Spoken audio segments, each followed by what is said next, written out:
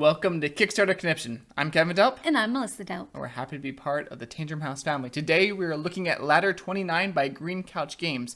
It is a ladder trick-taking game designed by Ben Pinchback and Matt Riddle and is coming to Kickstarter in March.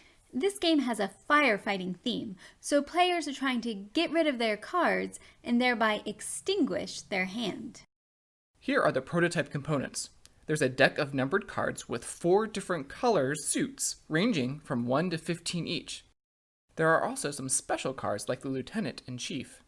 There are some goal cards, player reference cards, and then the scoreboard with the player markers. The main game mechanic plays similarly to other ladder trick-taking games, like Teach You. The start player is the one who gets to determine how the trick leads out.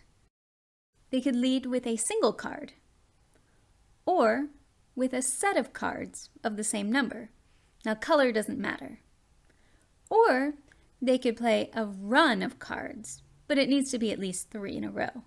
Again, color doesn't matter. Once a trick has been started, the other players in turn order attempt to beat the previous laid card by playing higher valued cards. The player must match the quantity of cards laid though.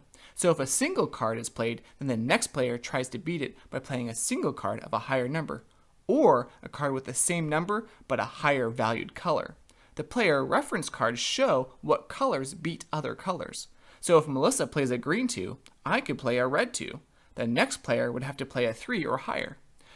The trick doesn't necessarily end if everyone plays a card though. Play keeps going round and round the table, climbing the ladder of numbers until every player passes. The player with the highest card wins the trick and gets to start the next one. You follow the same principle with sets and runs. For sets, players must play the same number of matching cards, 2, 3, or 4, but of a higher value. That could either be higher numbers, or with pairs, the same number with a higher valued color. For runs, you have to match the same number of cards, and the last card in your run has to beat the last card in the previously laid run. The game comes with some special cards. The 18 and 21 can only be played as singles, but the zeros could be played multiple ways. If the rookies are paired together, they can beat any pair played. The Dalmatian can be combined with another card to make a pair. It basically becomes a copy of the other card.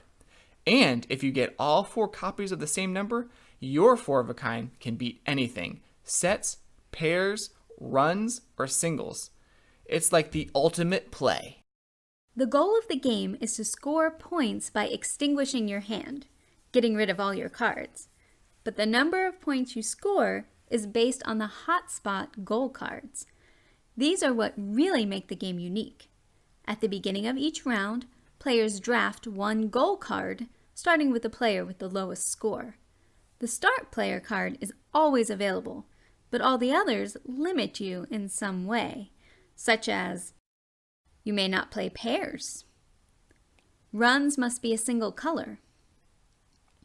Whatever card you choose dictates the number of points you're going to get, depending on when you get rid of all your cards. So, if I have this card, and I'm the second player to get rid of all my cards, I get 8 points. We've been able to play this with many different gaming groups, and if players were already familiar with the ladder trick-taking mechanic, they picked up this super quickly, and they were even excited about some of the cool twists that this game brought. Yeah, I think my favorite part about Ladder 29 is the goal cards.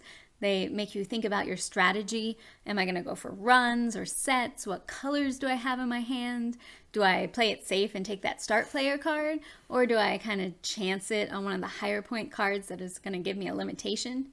With that said though, I do think the goals might make the game a little less accessible to some players who aren't as familiar with trick-taking games or who have only played simple trick-taking games. So it may take those players a few rounds to get comfortable with the goals and then to actually remember those limitations that they have.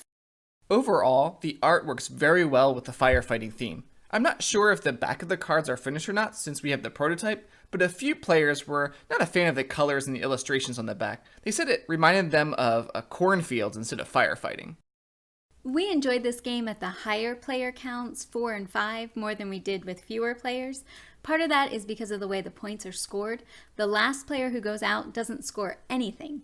So with more players in the game, there are more opportunities to score. Something that we didn't mention at the beginning of the video was that at the beginning of each round, you pass 3 cards to the player to your left. Now, I personally like this part of the game because I'm trying to make my hand better, but you are taking 3 cards from the player to your right, so it may or may not help you. So if you enjoy trick-taking games, check out Ladder 29 on Kickstarter.